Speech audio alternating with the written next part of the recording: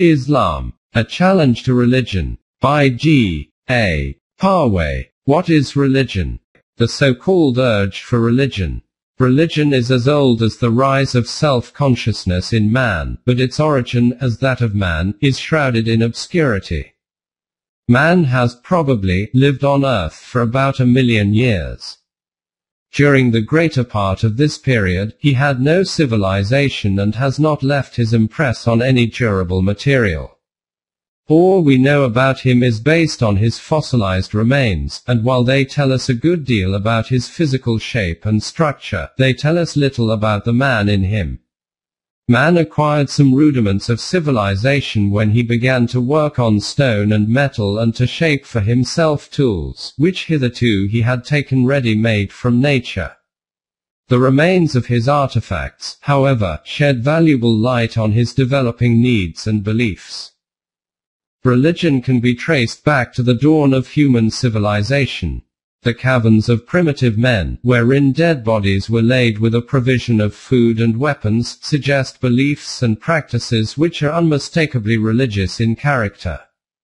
It would seem that no sooner had man attained the stage of mental development, represented by self-consciousness, and started on the road to civilization, than his breathless wonder at the world around him gave way to speculation on his origin and destiny and on the power which created the world and sustains it.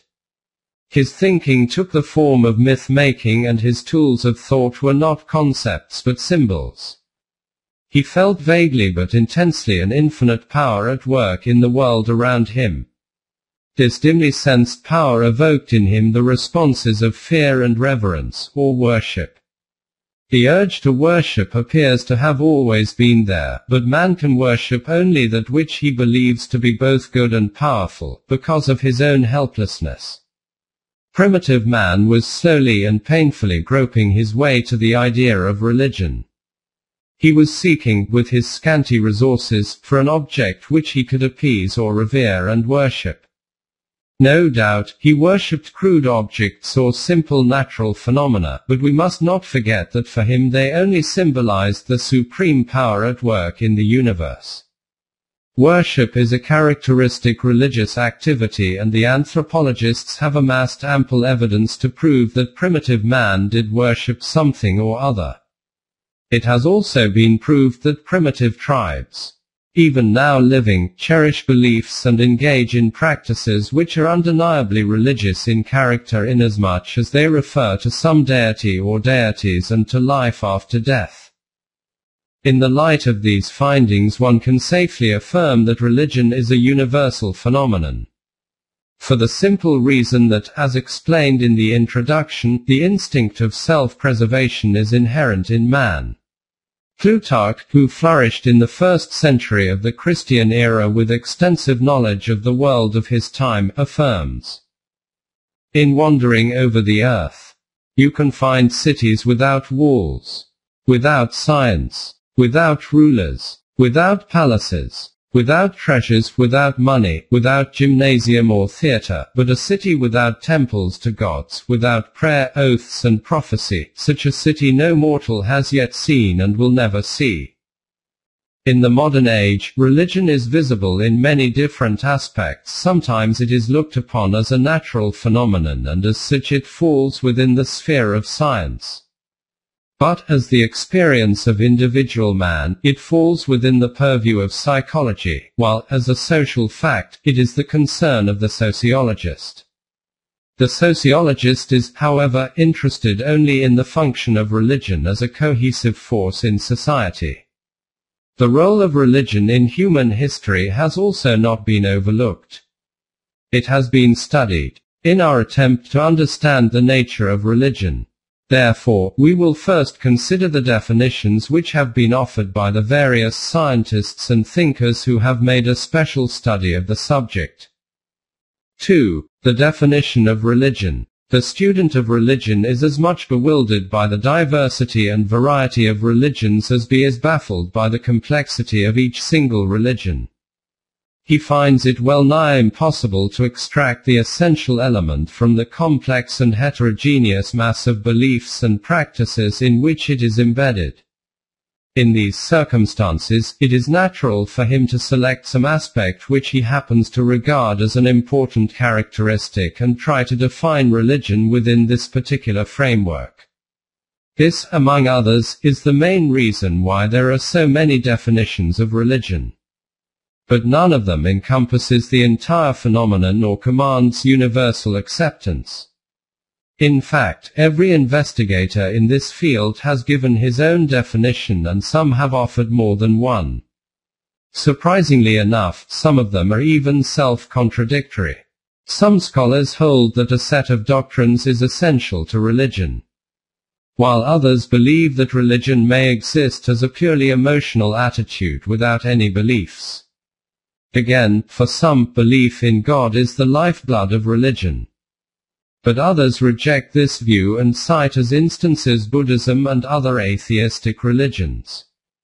However, let us examine a few representative definitions of religion, hoping to find some element common to them all which serves as the clue to a comprehensive definition. Religion is, subjectively regarded, the recognition of all duties as divine commands. Kant. Religion is to take everything individual as a part of the whole, everything limited as a representation of the infinite. Schleiermacher. That which expresses the innermost tendency of all religions is the axiom of the conservation of values. Hofding. William James holds religion to be the feelings, acts and experiences of individual men in their solitude, so far as they apprehend themselves to stand in relation to whatever they may consider the divine. Caverton takes a different view of religion. Magic and religion, he affirms, evolved as a means whereby man believed he was able to acquire power over his environment and make the universe bend to his wishes. Professor Whitehead speaks of religion as what the individual does with his own solitariness, and in another place defines it as a force of belief cleansing the inward parts. Whitehead's considered opinion on the nature of religion is stated more fully and clearly in the following passage, which occurs in his Science and the Modern World. Religion is the vision of something which stands beyond, behind, and within, the passing flux of immediate things. Something which is real, and yet waiting to be realized. Something which is a remote possibility, and yet the greatest of present facts. Something that gives meaning to all that passes, and yet eludes apprehension. Something whose possession is the final good, and yet is beyond all reach. Something which is the ultimate ideal and the hopeless quest. Commenting on various definitions of religion, Professor G. Galloway says, when we keep in mind the psychological factors of the religious consciousness and the way in which they work, some definitions of religion strike us by their inadequacy and one-sidedness. We find, perhaps, that they are applicable to certain stages of religion but not to others, or that they leave out what is important. However, undeterred by the lack of success which had attended the efforts of so many great scholars, Galloway has advanced his own definition. He defines religion as man's faith in a power beyond himself whereby he seeks to satisfy emotional needs and gain stability of life, and which he expresses in acts of worship and service. A. C. Campbell, in his illuminating work on selfhood and godhood, has devoted a chapter to the discussion of the problem of a definition for religion. He too has put forward a definition of his own which deserves consideration. Religion may be defined as a state of mind comprising belief in the reality of a supernatural being or beings endowed with transcendent power and worth, together with the complex emotive attitude of worship intrinsically appropriate thereto. Luber, in his book, A Psychological Study of Religion, has listed no less than 48 different definitions of religion, each offered by a scholar of repute. Even this is far from being an exhaustive list, as Ducasse in his book, A Philosophical Scrutiny of Religion, has quoted 27 other definitions. And to add to the confusion, as has been observed before, many definitions contradict one another. As Professor H. J. Patton has pointed out, for any serious view of religion, it is always possible to find another, equally serious, which seems to be its precise opposite.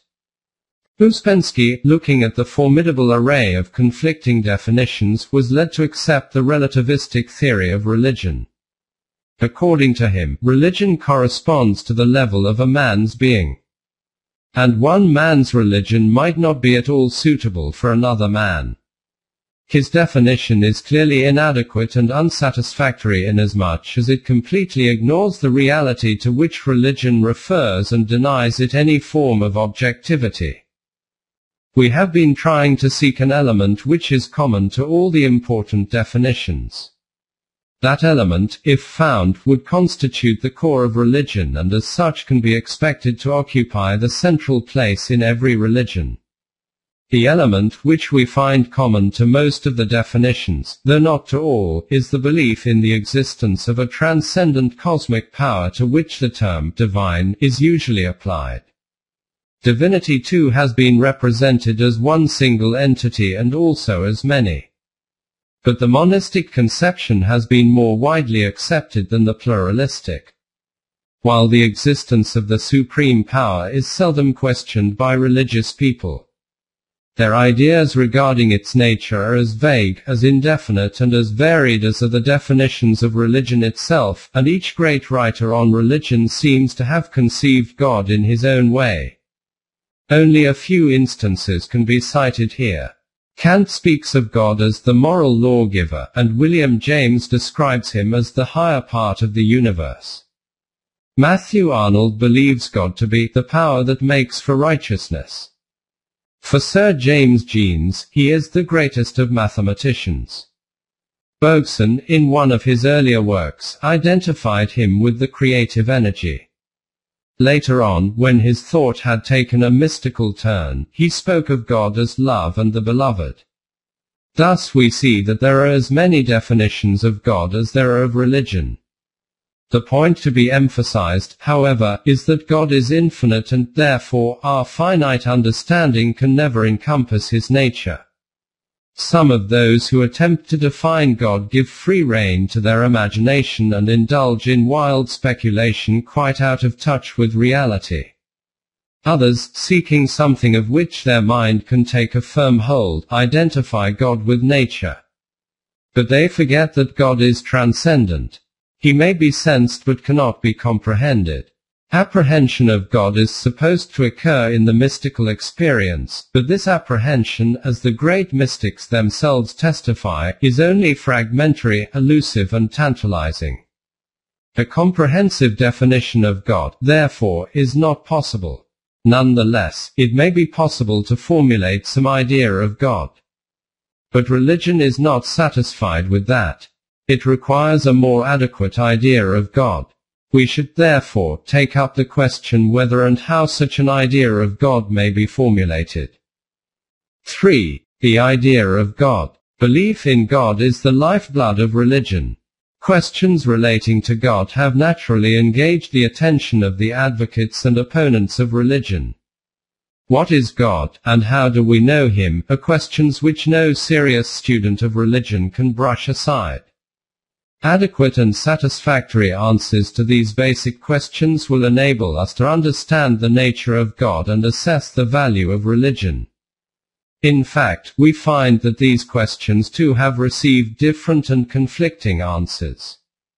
It may be of interest to note that even the questions themselves have been phrased according to the point of view of each writer. Those who employ the positivist, the nature of this so-called experience will be discussed in a subsequent chapter. Approach have put the question in the form of how did the idea of God take its rise in the human mind? Grant Allen and I. G. Fraser are fair representatives of this group of writers. Their answer may be summarized thus. Primitive man lived in constant dread of the violent forces of nature which threatened him with physical injury and even death. Storms, thunderbolts, earthquakes and other cataclysms of nature frightened and overawed him. And as animistic tendencies dominated his mind, he personified the forces of nature and sought to placate them by offering them worship and sacrifice. He thus peopled the world with gods. Later on, as man's mind developed, he found it necessary to rationalize his old attachment to them. The urge for unification led him to reduce the multiplicity of gods to one supreme deity. He formed an abstract idea of the absolute and then, driven by unconscious emotional urges, objectified that idea. The God thus evolved is a subjective God. In the words of Sheen, the only God attained by a purely affective approach is a subjective God born of one's own feelings. This, in brief, is the evolutionary theory, which purports to give an account of the origin and development of the idea of one God. It is presumed that the idea of God is found only in the higher religions of modern man and that it was alien to the mind of primitive people. Recently, however, factual evidence has been brought to light which proves that this presumption is erroneous. On the basis of these facts, some scholars have advocated the view that primitive man's mind too was gifted with the awareness of God. According to Professor Toynbee, this view is put forward by Father Schmidt, who based his theory on observations made by him of common elements in the religions of the most primitive surviving peoples, now scattered in holes and corners at opposite extremities of the inhabited surface of the earth. The present writer cannot say how the scholars who are working in this field have reacted to this theory. If they regard it as, at least, worthy of serious consideration, it would mean that a different approach to the question, what is God, is possible. If God's existence was recognized even by the most primitive people, it may be safely argued that the idea of God has a genuine reference to the real, however imperfectly and inadequately it may represent the real. Religion too, as a means of contacting the real, therefore, becomes validated. Instead of being the expression of subjective wishes, religion is seen to be a transaction with the objective reality. The goal of religion, from this standpoint, is not a phantom of imagination but reality itself. The point being important, we should bear in mind its implications which we have to consider later on. For the moment, it should suffice to remark that in this context the idea of objective reality and belief in a being who exists independently of us, a being who is both immanent and transcendent, is a dim reminiscence of the original din. We can now take up the question, what is religion? Single quote. IV. What is religion? Two different views of God were considered in the preceding section. According to the first view, God is the ultimate reality, and, according to the second, God exists only as an idea in the human mind. Corresponding to these two views of God, there emerge two views of religion. According to one, religion deals with the absolute. Its business is to interpret the absolute to us and to tell us how we can get close to it. According to the second view, religion is a superstition born of human wishes and fantasies. Its function is to provide illusory gratification to human wishes which are denied satisfaction in the physical world. From this point of view, religion originates in the primitive mentality of man in his ignorance, his fears and hopes. Jung, for instance, explains religion as a biological device for safeguarding the human self and his social fabric against the forces of disintegration. It is obvious that such a view relegates religion to the position of a private affair of the individual, something which has only a fictitious value to him, and assumes a role hardly distinguishable from the fantasies of self-willed individuals. Religious activity will thus appear only to be primitive, irrational or illogical, and completely out of touch with the real world. The scientist's approach to religion, on the other hand, is empirical and historical. He treats religion as a natural phenomenon and hopes to understand it by tracing it back to its origin in primitive society and taking note of the changes it underwent in the course of history. His stress is chiefly on the social function of religion. He thinks that religion comes into being and survives because it promotes social cohesion and group solidarity. But he fails to grasp the essence of religion as practiced in primitive society, because there it is enveloped in bizarre notions and grotesque superstitions. Lacking the so-called spiritual insight, he is led to regard the whole mass as religion, and takes its superficial aspects as constituting the core of religion itself. Auguste Comte was the pioneer in this type of investigation. He believed that human thought, in the course of its development, has passed through three well-defined stages: theological, metaphysical, and, finally, scientific. Religion thus represents the earliest phase of mental evolution. In this stage, man's approach to reality was emotional and irrational. In short, only mystical, while in the metaphysical stage, he relied more upon reason to lead him to the heart of reality. In the last stage, that is, the scientific, he realized the importance of the observational data for gaining some knowledge of the world itself in which he lived. If we accept Comte's view, it will mean that religion has no relevance to the modern world, and its image will thus have to be regarded as a mere relic of the past, with no place in the scheme of modern knowledge and no bearing on the present-day life, deserving to be consigned to the limbo of obsolete ideas. Another empirically oriented theory gives a better reasoned account of the origin and development of religion. It points out that primitive man lived in constant fear of the forces of nature. Confronted with them, he suffered from an intense feeling of helplessness. He personified and deified these forces and offered sacrifices and worship to placate them. This was the first stage of religion, in which man humbly prostrated himself before these gods in the hope of pacifying them and inducing them to spare him. Later, he grew somewhat confident and thought that he could actively interfere in the course of natural events and could devise methods to bend these forces to his will. The attitude developed a new phase of religion, which was that of magic. Then man tried to influence the deities by charms, spells, incantations and occult practices, and thus probably the institution of priesthood arose to cope with the problem, and the magicians became the first priests. As human groups increased in size and their structure became complex, tribal customs could no longer regulate the behavior of their members. The need was felt for a central organization, and the institution of kingship thus made its first appearance. A single man was invested with absolute power and the entire administration was placed in his hands. He occupied a position high above the common people and exercised absolute control over their lives and property. His word was law, submission to which was considered essential. He would brook no opposition. The desire for power is insatiable. However powerful the monarch might be, he wanted still greater power. With the passage of time, this turned him into an object of fear, hatred or love according to his treatment of his subjects.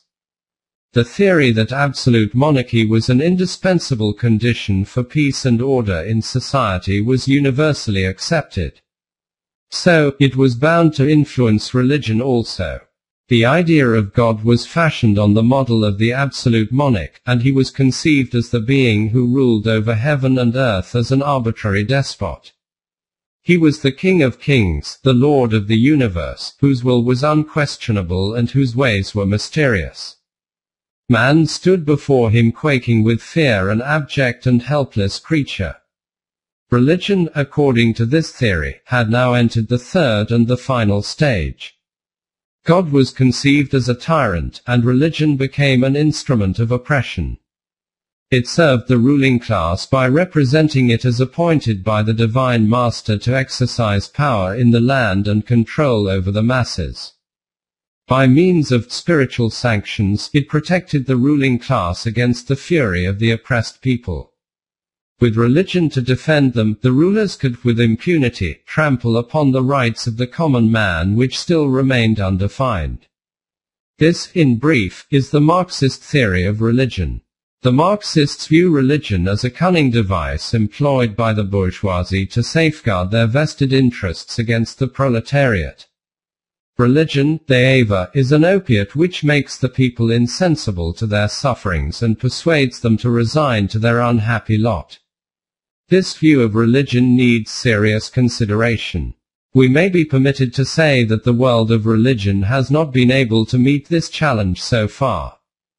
Only Dean can meet it, as we shall discuss later on. In so far as the view of the scientists is concerned, it may be pointed out that religion to them represents a distinctive approach to reality quite different from the scientific approach. While science has been developing a truer and clearer view of one aspect of reality, religion has been striving to achieve a clearer perception and a more and more adequate apprehension of reality as a whole and its relation to and meaning for man in a realm beyond the reach of natural science. Professor Heisenberg, the famous physicist, in one of his recent writings, has observed that as science becomes more and more perfect, it gets farther and farther away from concrete reality and enters into the realm of abstraction. As scientific concepts tend to become more and more abstract, they get more and more remote from the real world of our daily experience.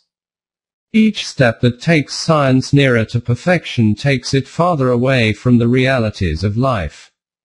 Religion, on the other hand, strives to keep close to the living reality, and its concepts too, though they may not take the form of scientific expression, yet are more meaningful and in closer touch with human life. The philosophical approach to religion is certainly more appropriate than that of the scientist. The philosopher's quest is for the meaning, and he strives to achieve a comprehensive view of religion and its value to human life. Unfortunately, many philosophers have been hampered by their preconceptions and have, therefore, failed in their search. Human reason, moreover, has serious limitations, and it may be doubted if it can lead us by itself to the core of reality. Some philosophers, as a result of deep and intensive reflection, have no doubt arrived at a conception of God, but this God turns out to be a mere abstraction, far different from the living God which religion tries to comprehend. Reason, by itself, in short, has not enabled us so far to answer the question, what is religion? Let us now turn to the mystic's approach. He appeals to his subjective experience, which he finds to be absolutely convincing and supremely satisfying, at least to himself. He claims that in this experience he feels himself to be close and living contact with the Absolute. Unfortunately, this experience, as the mystic himself admits, is ineffable and incommunicable. He can neither convey his knowledge to others nor can he convince others that his experience was not purely subjective and illusory. Further, the mystic's absolute is static and unchanging. Time is reduced to a mere illusion. But the world of our experience is continuously in a flux. What is then the source of change if God is outside the stream of time? The mystic has no plausible answer to such a question. Perhaps a survey of the higher religions of the world, which originally were the same din received by the various Anbiya from time to time, might enable us to get an answer to the question of the nature and validity of religion. Unfortunately, this is not an easy task. Formidable obstacles will have to be surmounted before we can form a just estimate of the value of each of the Adyan. The lives of most of the Rasul and the history of Adyan are shrouded in obscurity, and even the keen eye of the historian can hardly penetrate the mist that envelops their lives. Authentic facts about their lives are hard to obtain, and the problem is more complicated by the tangle of myths that has been woven around them in the course of centuries. Even patient historical research has, very often, failed to separate fact from fiction. The result is that the accounts of their lives are mostly hearsay or conjectural. What is worse, even their teaching has not come down to us in its original form. We do not know for certain, when their so-called sayings were committed to writing. And there is good reason to believe that the sacred books, generally supposed to embody their teaching, have been tampered with from time to time. It would seem that in the course of successive editions many passages were excised and many were interpolated. The teaching of the Rusal has certainly been preserved in the scriptures, but only in a distorted form. It is, therefore, well nigh impossible to recover the original form and substance of these adyan. The only exception is the Din of Islam.